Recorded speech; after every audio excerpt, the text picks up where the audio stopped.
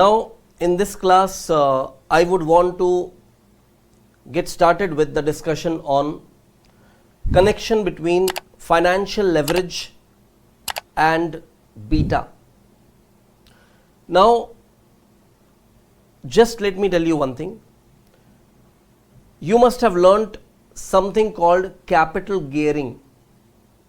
What is the concept of capital gearing? How it is connected with financial leverage? Let us discuss each and every matter one by one first. Financial leverage simply means using debt as part of your capital. So, you know, the word leverage in finance means what? Word leverage in finance, it has a typical meaning. It means using somebody else's resources in your business. It is somebody else's resources that you are using in your business. It may be somebody's property that you are using in your business. Obviously, no one will give you their property to use without any consideration. So you take that property on lease and you pay rental. So when you are paying rent on somebody else's property, it is a leverage, but it is not a financial leverage. It is called operating leverage.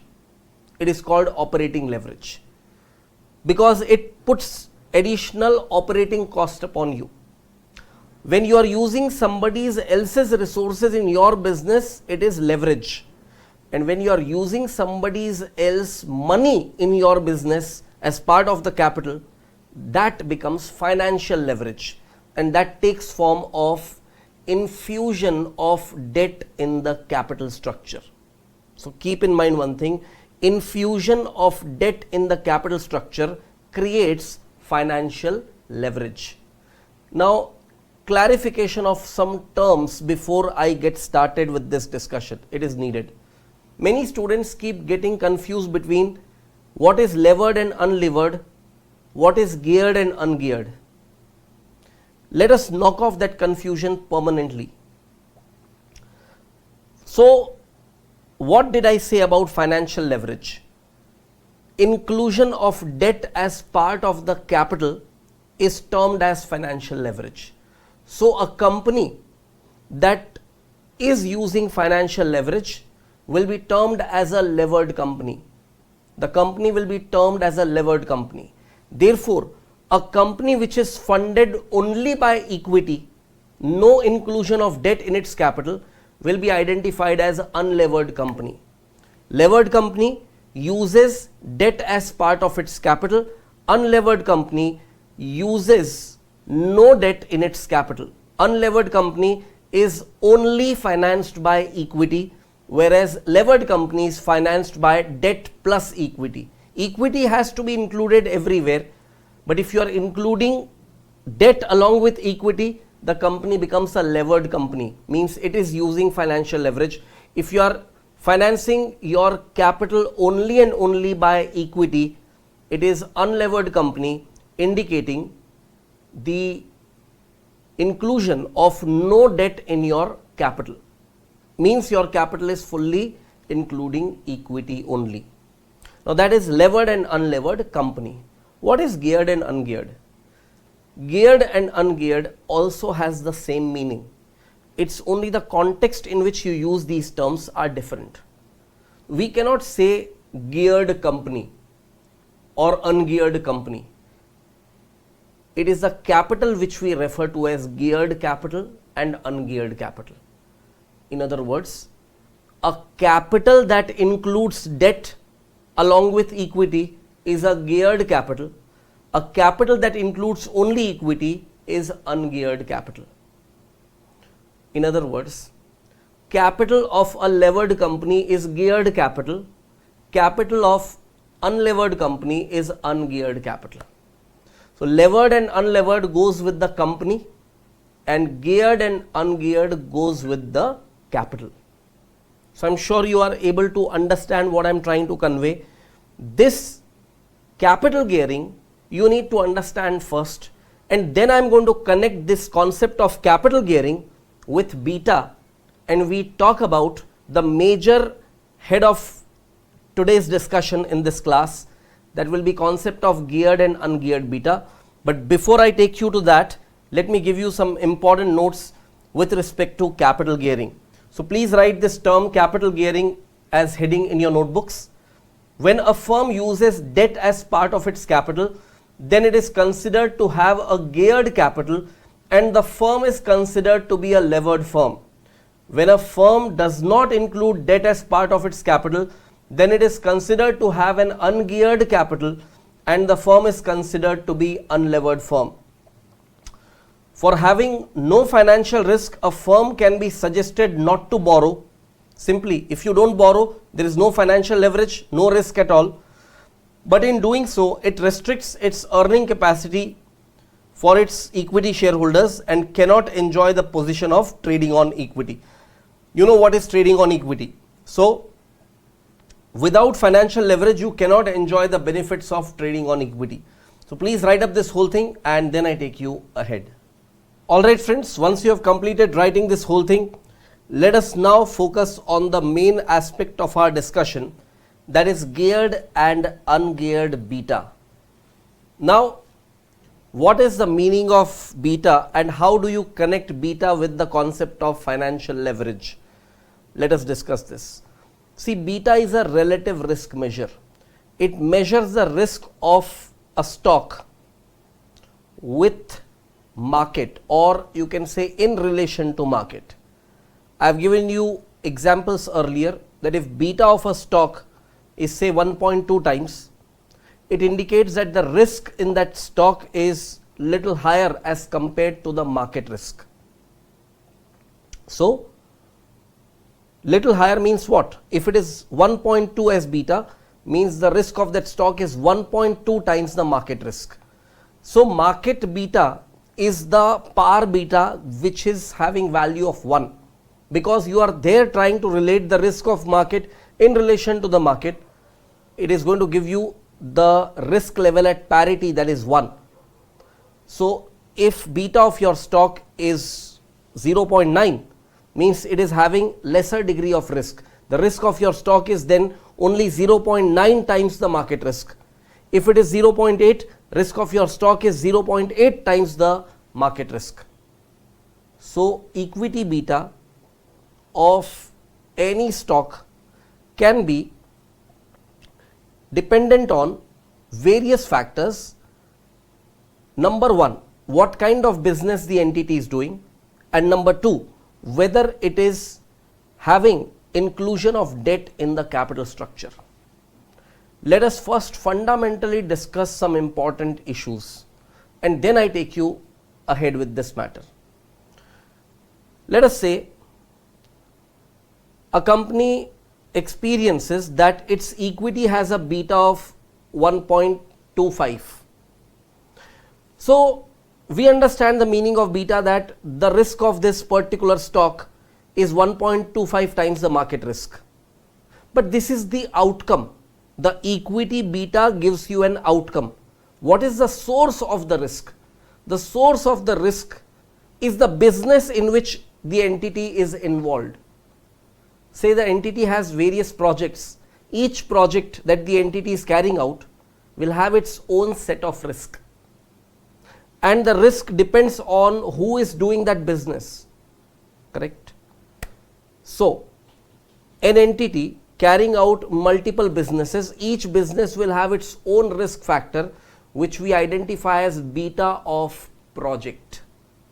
So, if beta of a project is informed to you, and I also inform to you that a company is carrying out 4 different projects, A, B, C, D, then you have 4 different betas: beta of project A, beta of project B, beta of project C, and beta of project D.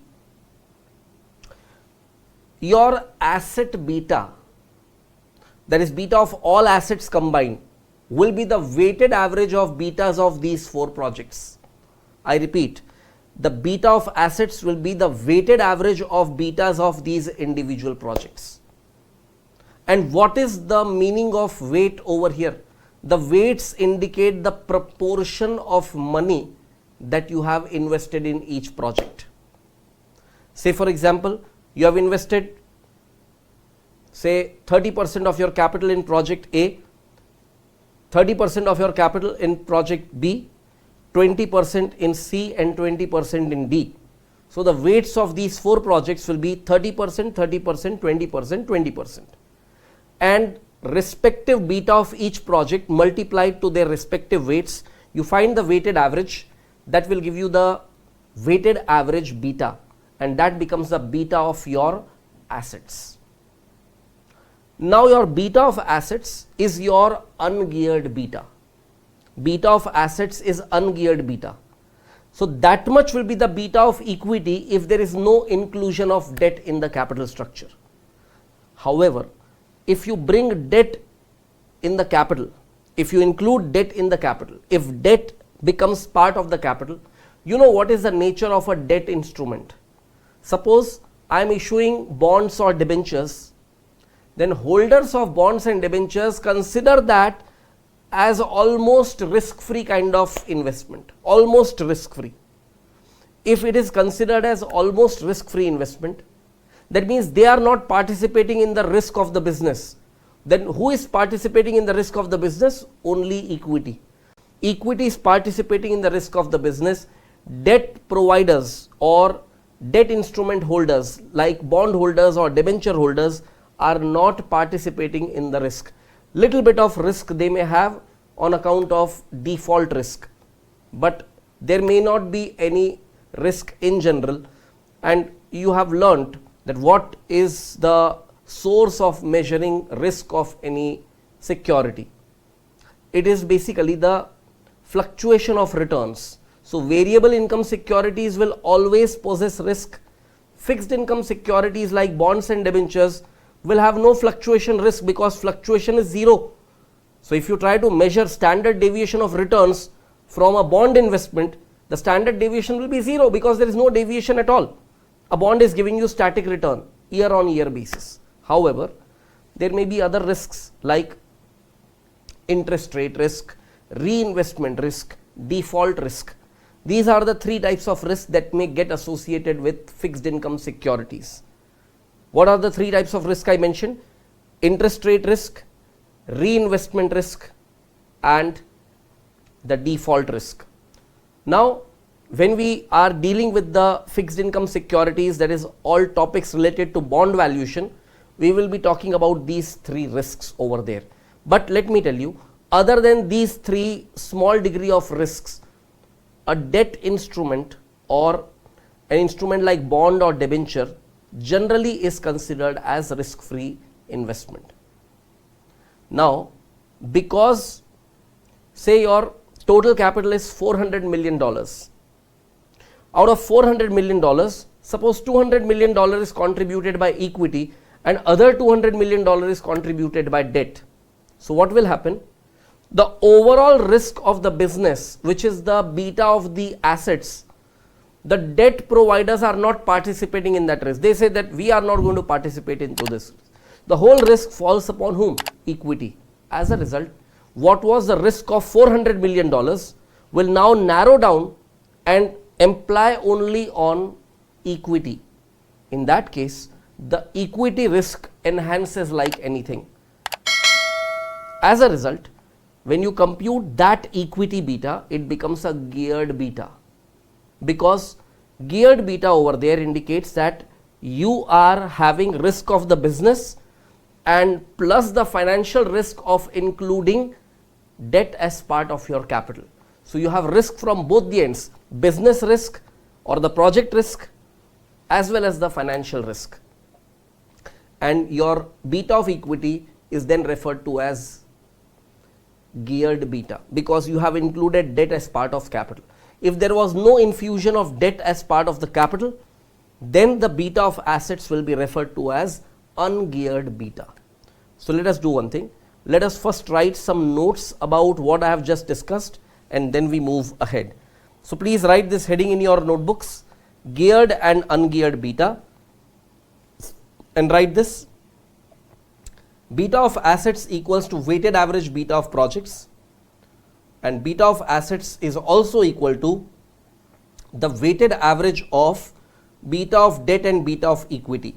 So beta of equity multiplied by weight of equity, beta of debt multiplied by weight of debt. Now how do you identify this weight of equity and weight of debt? Very simple. It is the proportion of equity with respect to total capital, which becomes the weight of equity, and proportion of debt with respect to total capital, that becomes the weight of debt. So the equation goes this way: beta of assets will be beta of equity into equity divided by debt plus equity, plus beta of debt into debt divided by debt plus equity. In most cases, if this beta of debt is given as 0, do you know what will happen? If this is 0, then 0 multiplied to this whole term will become 0. That means this whole term will become 0. As a result, beta of assets will be beta of equity into equity divided by debt plus equity. Please write up this whole thing. Then I'll take an example to explain you this entire concept. Alright friends, once you have completed writing this whole thing, let us try to understand this whole concept through a series of examples. We begin with the first example over here. See what is given over here. B Limited has raised a capital of $16 million, which includes debt of $6 million and the balance as equity. The beta, that is the debt beta of this company, is 0.18. The amount of $16 million has been invested into the following projects. 3 projects, 8 million, 6 million, 2 million, summing up to 16 million, and each project has been given with their respective beta. You are required to determine the equity beta for the company. Fine. Let me guide you through the solution over here. First thing that you need to do is, you need to compute the beta of the assets. So beta of assets, as we have learnt, it is weighted average of beta of projects. So based on the proportion of money that you have invested, you determine the beta of assets as the weighted average of individual project betas. Out of whatever money you have invested in the 3 projects, you find the weights. These proportions are indicating the proportion of money invested in each project. These becomes the weights, and weights applied to their respective beta is giving you the weighted average beta as 1.4375. Now this is not the end answer. This is not the end answer. I would now say, if the funds are raised by equity only, in this case beta of equity will be same as beta of assets, and such beta will be considered as ungeared beta. But you tell me, in our case this is not the case, right? In our case, the company is funded by both debt and equity. Beta becomes geared only on infusion of debt in the capital employed by the company. In the given case, the capital employed is including the debt. Therefore, the beta of equity will be computed as geared beta. So this computation what you have done is the ungeared beta. Now we need to gear up this beta and compute the geared beta. So geared beta calculation will be your final answer. But before I take you to that calculation, first write up this part quickly. Alright friends, once you have completed writing this whole thing, let us move ahead, and now we write up the equation where beta of assets will be beta of equity into the proportion of equity in the capital. So equity divided by debt plus equity is the proportion of equity or the weight of equity. Weight of equity will be multiplied to beta of equity. Weight of debt in the same way will be multiplied to beta of debt. Weight of debt is the proportion of debt in your capital. Out of 16 million, how much is the debt? 6 million is the debt, and the remainder 10 million is equity. So beta of asset we have already computed, which was the ungeared beta. So 1.4375 equals to beta of equity into the proportion of equity is 10 by 16, correct? 10 million out of 16 million, and beta of debt in the question given as 0.18, and the proportion of debt is debt divided by debt plus equity, that is 6 by 16. So when you do this calculation. Now this part of the calculation you can separately complete.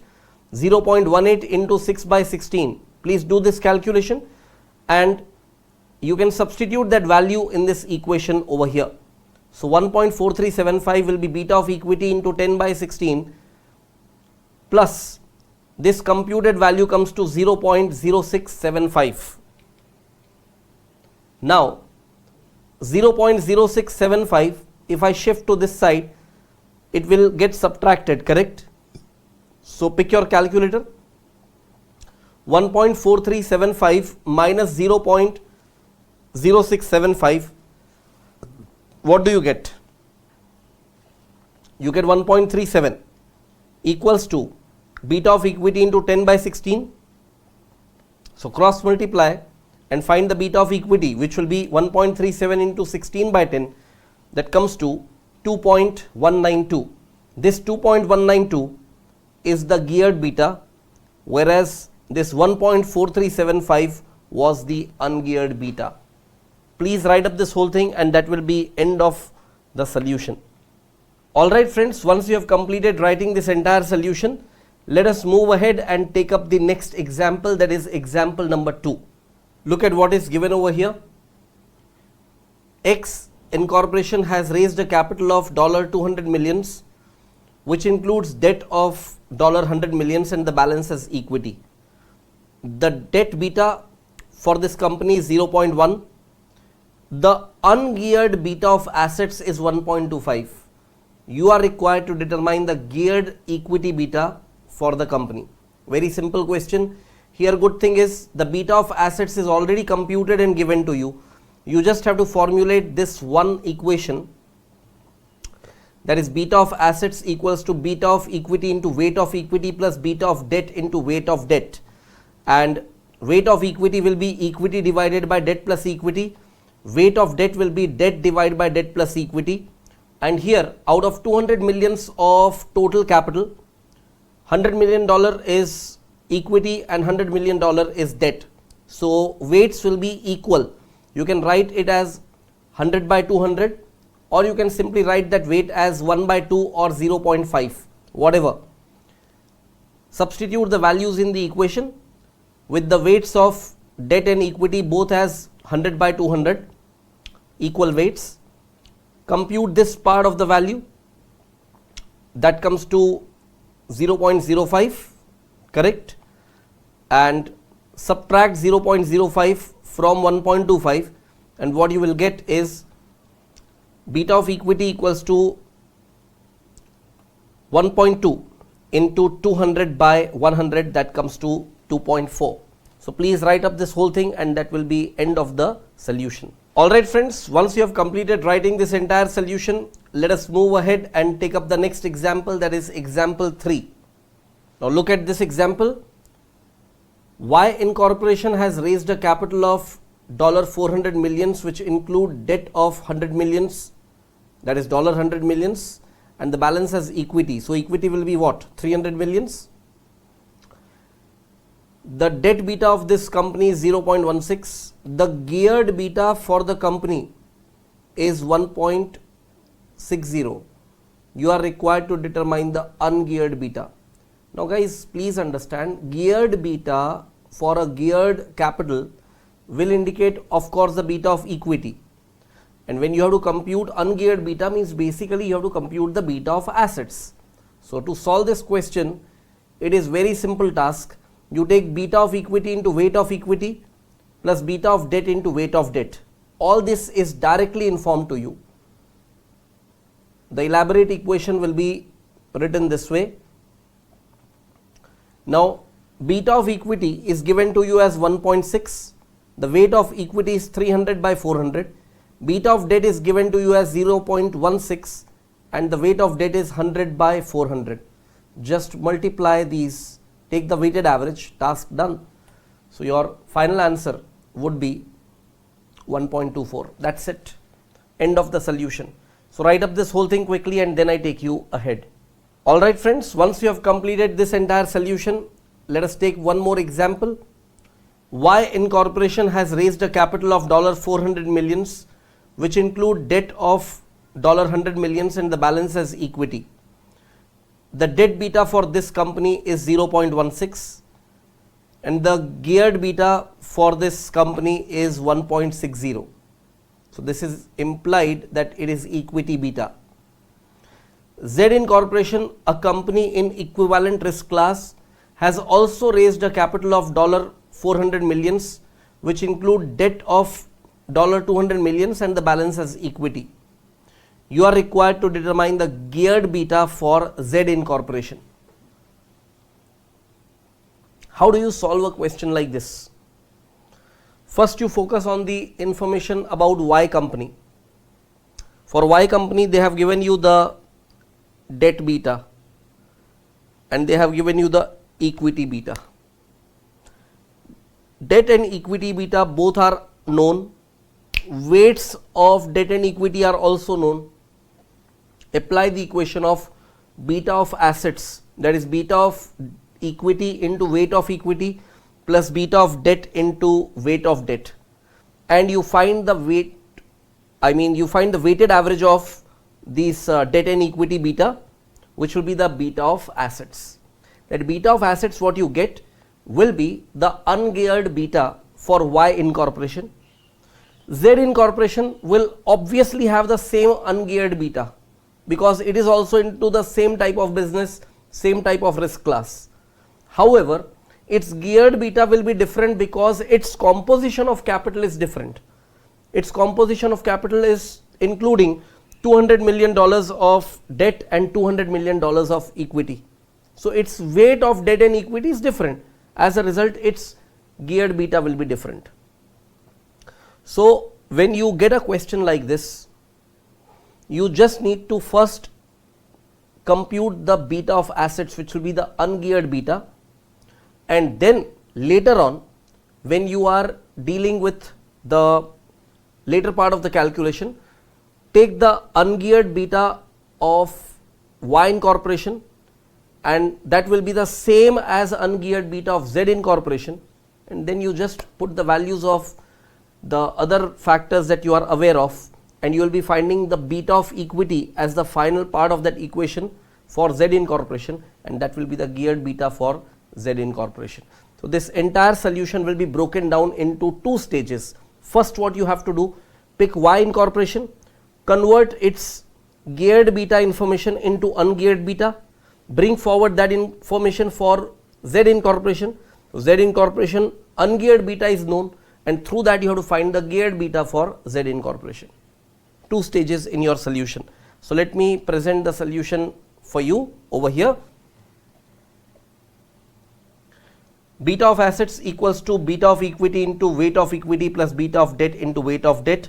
The elaborate form of this equation also you can write, and I am simply substituting all the values that were informed with respect to Y Incorporation, and I compute the beta of assets for Y Incorporation as 1.24. In this case, the beta of assets will be considered as ungeared beta. The same ungeared beta will apply for Z Incorporation. So first write up this part of the solution and then I take you ahead. Alright friends, once you have completed this part of the solution, let us move ahead, and now we compute the geared beta for Z Incorporation. Equation remains same. Now that we know the ungeared beta of Z, that will be 1.24, and the proportion of debt and equity will be same, 200 million out of 400 million, and beta of debt will be same what you have seen in case of Y. Now the only thing that is missing over here is the beta of equity. Let us try to find the beta of equity. Do you know one thing? If the two companies had same capital structure,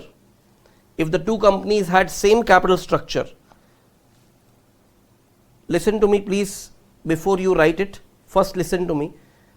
Z Incorporation is doing the same business, it is in the same equivalent risk class, but its equity beta is different from what you have seen in case of Y Incorporation. What is the reason? Their composition of capital is different. The proportion of debt and equity is different. Y has used smaller proportion of debt and bigger proportion of equity. 25% of Y's capital was funded by debt, correct? 100 million out of 400 million means 1 by 4 or 25%. 25% was funded by debt, 75% was funded by equity. That means less financial risk, correct? Simple logic, less financial risk. But Z is taking a higher degree of financial risk because Z is employing more amount of debt in its capital. So the proportion of debt and equity in this case is not 25% and 75%, it is 50%, 50%. Because of that, the ungeared beta remaining same, but the geared beta has increased substantially because of increased risk arising because of more inclusion of debt. If you include more and more of debt, your profitability increases because of the concept or phenomena of trading on equity, but your financial risk also increases because of high financial leverage. So please write up this whole thing, and that will be end of the solution.